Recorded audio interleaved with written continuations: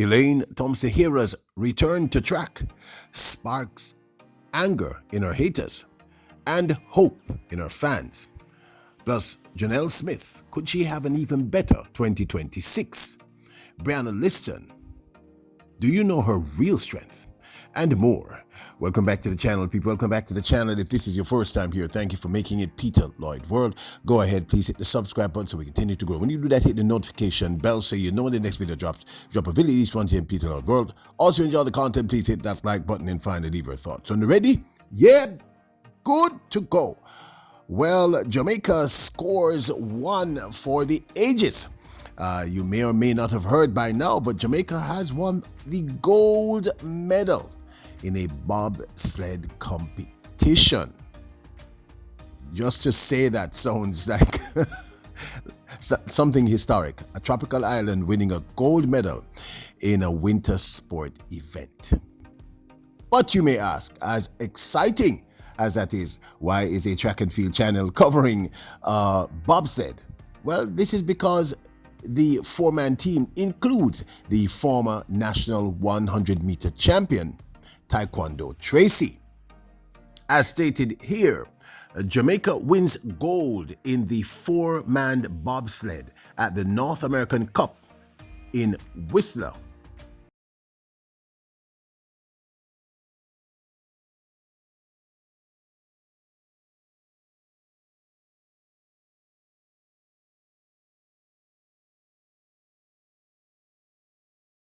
The team, composed of Shane Witter, Andre Dakers, Junior Harris and Taekwondo Tracy, beat out Canada to win gold at the International Bobsled and Skeleton Federation's North America Cup in Whistler, BC on Sunday. Quote, "It's just a great feeling, honestly. I can't find words to explain it," said Harris.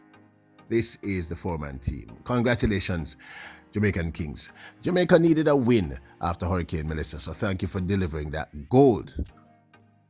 Calabar High School recently celebrated the likes of the current world 100-meter champion, Oblique, Seville, Christopher Cubby Taylor, who also represented the island at this year's World Championships in the men's 200 meters, as well as Orlando Bennett, who won silver at this year's World Championships in the men's 110 meters hurdles, and of course, Malik James King. The world's fastest man, Oblique, Seville, wrote, "Last night I was recognized along with other individuals at the Calabar High School Old Boys Association. Much appreciated." Well, as you know, it's Calabar Old Boy Award Ceremony and Cocktail, you know. It's always a good feeling when Rabala come together and celebrate for one's achievement, you know. So tonight, coming together and celebrating means a lot to the entire school in itself, you know. And then we are also doing what we can for our sister school, which is Westwood High School, from the disaster that they had experienced over the past last month. So coming together and doing this is a lot, and I really support it and happy for the turnout. Tonight is about celebrating persons who have brought honor to the school, persons who have answered the call of Calabar to provide service and to develop the school. And of course, we are twinning in some respects with Westwood High School. As you know, the aftermath of Hurricane Melissa, they were badly damaged, and some of the proceeds will be used to help with the rebuilding of that school. Tonight is very special because actually first getting invited to one of these big functions, so it's actually a great feeling to know that we put in the work and people outside of everything recognize that we're doing it, and I'm very honored and grateful at the same time. It's always awesome when your former high school celebrates you. Now, you all know that Jamaica has been impacted horrendously by Hurricane Melissa Cat 5, and I've been asked to join World Central Kitchen, an organization who's underground feeding Jamaicans in the aftermath of the hurricane. Okay, people, this is my good friend Sharon Cunningham. She's one of the volunteers and persons working here at World Central Kitchens, and I just wanted to ask her a few questions. My good friend, first of all, thank you so much for helping your country. You're welcome. Can you give me an idea of what World Central Kitchens has been doing since you've been working with them here in Jamaica? Our World Central Kitchen is a beast of an operation. They activated and they've been serving over 30,000 meals per day. So they're hitting like the areas that were hit the most by Hurricane Melissa, and we've been feeding so many people. It's a logistical beast. Everyone's hitting their marks. Helicopters are coming in, drivers are going out, dishwashers are important because they need to prepare the glues to be packed. So it's all, all stacked and going like on a conveyance belt. What do you do? I am the volunteer coordinator, so I am basically manning all the volunteers that are here at World Central Kitchen. And you just have so many people giving. There are people who are just giving up their time, and we're asking you to give up your time. So even if you can't give us an entire day, you can give us a few hours. You're feeding people. So that's what we're doing. We're trying to feed people. I should tell you people, I'm sorry, Sharon is why I am here. Yes, I dragged him in. She called me out of bed, I dragged him in. I said, okay, we need a community outreach person. Peter Lloyd, this is who we need. We need Peter. So I called Peter, and Peter showed up, and here he is, and we are so absolutely happy to have him. And you know what? He enjoyed it yesterday. I did. You know me love the people. All right, thank you so much for your time, Sharon, and thank you for what you're doing for us. Recent pictures of Jamaica's Brianna Lydton, one of the most talented young female sprinters out there. But we tend to speak about her 100-meter prowess, but her real strength is this. Look. Heat number 2 of 5 was Bigham of LSU, Miles of Tennessee, Lloyd of Tennessee, Jackson of Georgia, Reed of Arkansas, and Lyson of LSU.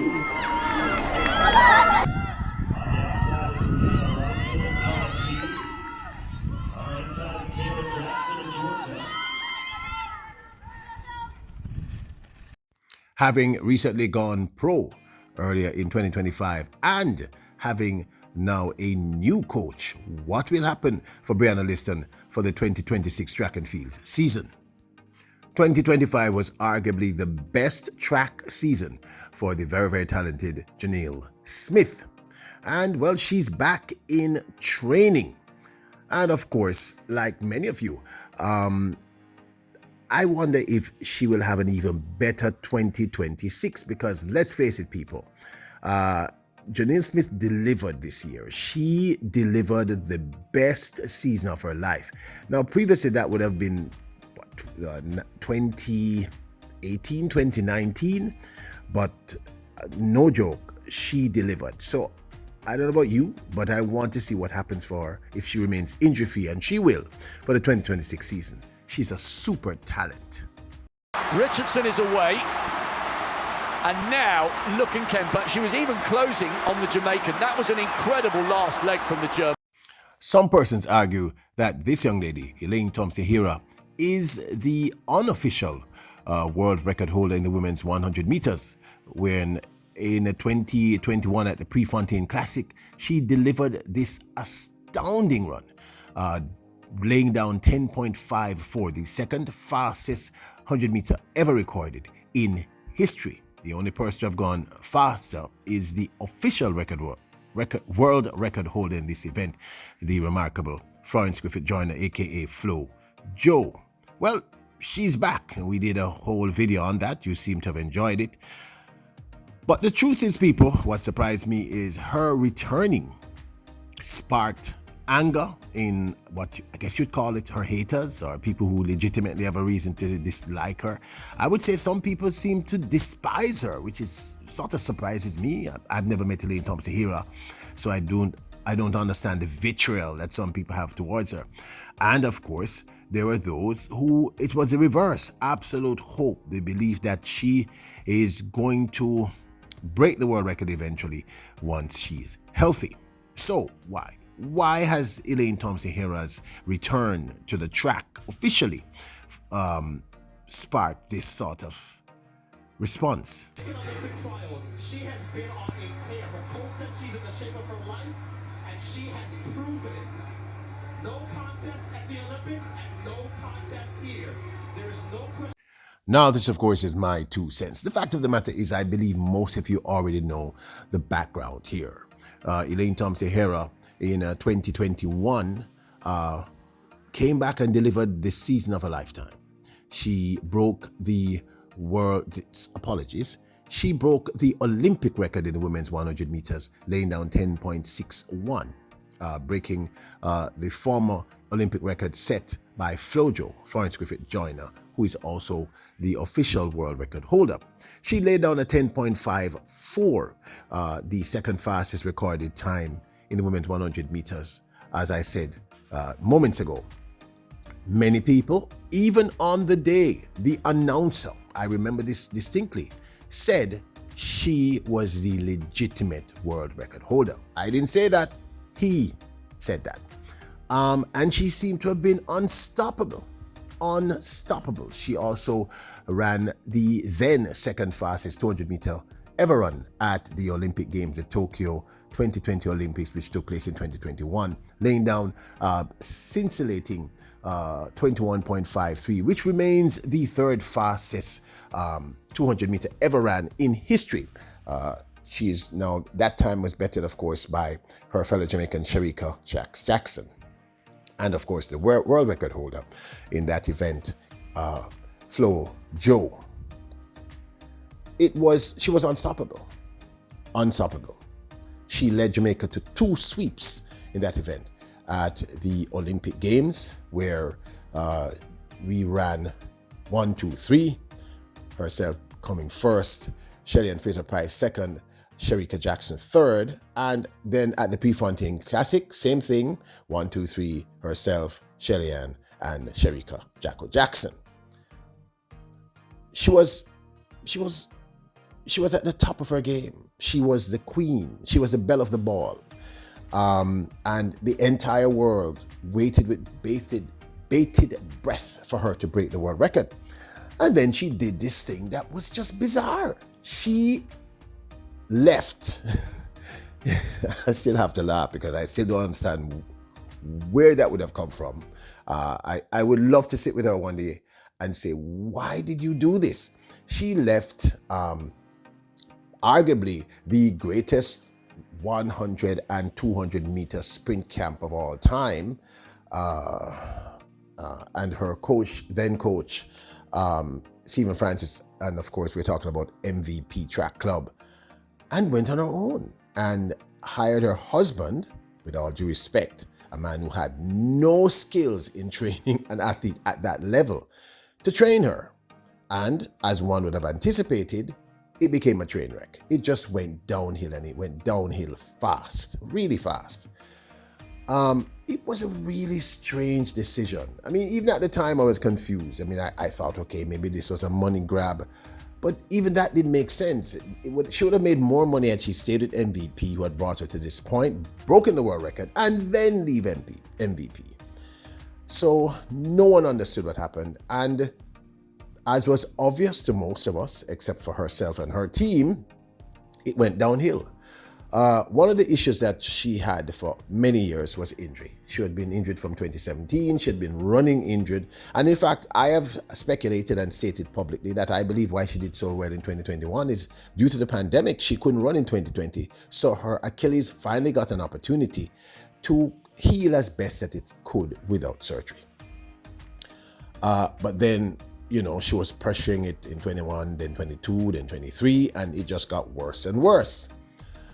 Okay, so she eventually accepted that her husband could not, which was kind of blatantly obvious, with all due respect to him. I don't know the gentleman, but he's not a world-class coach, and she's a world-class athlete. So she hired Shanique Osborne, who formerly worked with her at MVP. And then Shanique Osborne sort of turned her around. Not sort of, but she did turn her around. Under Shanique Osborne, she recorded her fastest time in 2 years. She seemed to be getting back into shape. And then herself, her husband, I think, her management, and Shanika Osbourne had words and they stopped working together. Another horrendous mistake on her part. The motivation was money. So there was a pattern developing there. Apparently, they said Shanika Osbourne wanted too much. Shanika Osbourne said she deserved. And then she sort of faded into the wind. Now she's back. And even I was astounded as to some of the vitriol I heard from people. Some people just really don't like her. Now, I don't know if these people know her personally. I don't know her personally. She seems to be a nice person. But I think it might just be disappointment. You know, I think when people invest so much into an athlete and then they do something that just seems sort of out of left field, doesn't make much sense, people become very disappointed, and fans can become persons who just don't like you because they had invested so much in you emotionally. And the response I saw was just, some people just I don't even want to, just disdain for Elaine Thompson-Herah, which I kind of think is absolutely extreme. Then, of course, there are those people who expect Elaine Thompson-Herah to come back and just break the world record. Now, here's the truth. I don't know Elaine Thompson-Herah, but I'm a huge fan. I believe, in my personal opinion, that she may actually be the legitimate world record holder. And I'm saying that in air quotes. It's just a belief. I've done 2 videos on it.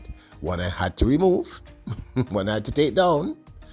But you can go watch the one that's up and come to your own conclusions. But here's my challenge. Elaine is old. In terms of track and field, she's old. And that kind of injury, I've said this on several occasions, that kind of injury for that length of time, running injured, you develop something called scar tissues, which is terrible. Can she come back to her best? Yes. It's not impossible. I don't know her genetics. Everybody's not Shelly-Ann Fraser-Pryce. Shelly-Ann Fraser-Pryce, as I keep saying, is a mutant. She's a freak of nature. Not many people are able to run at 38, sub 11. Almost, in fact, I can't think of maybe two other persons I know of. And I don't know of anyone who ran their fastest 100 meters at 34, which is Shelly-Ann Fraser-Pryce. So I don't know what to expect from Elaine Thompson-Herah, to be very honest with you. I'm hoping that she delivers on the promises mentioned. But I will also not dump on Elaine Thompson-Herah because she has done much for this country. She's an incredible talent, and she could still deliver great things in 2026 if she gets her mind right. If she finds a coach who is able to, bring out the best in her. The other thing that I have to say is it's kind of odd that she went back to this coach. Of course, I'm talking about the remarkable coach Ronaldo Walcott, who coached Shelly-Ann Fraser-Pryce to her fastest time ever, that astounding 10.60. He's an incredible coach. But they worked together previously, and it didn't work out. Now, it could have been that Elaine Thompson-Herah was unable, due to discomfort from her injuries or pain, to execute what the coach had told her. And it's very rare that athletes actually do this. I've seen athletes go back to a coach, but I don't know of many instances where it works out. So that's another thing that I'm confused about as to why she made that decision. But like I said, I'm not in the camp. I don't know what's going on. But here's what I can say. To despise and to hate on Elaine Thompson-Herah is sort of ridiculous. She has delivered so much for this country, and she deserves our love and respect. I think it's best to hope for the best for her. I do think there is a possibility that she can recover and deliver great things once again. But the pragmatist in me says we should temper that hope.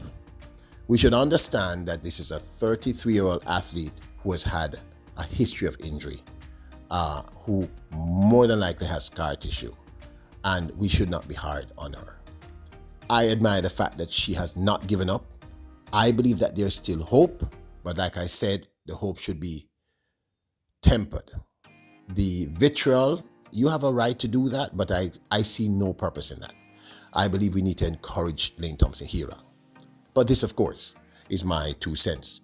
I'd love to hear your thoughts. Now, I apologize for not putting out videos consistently, but the truth, people, is that there's not a lot happening in track and field currently, and I don't want to just be making up stuff.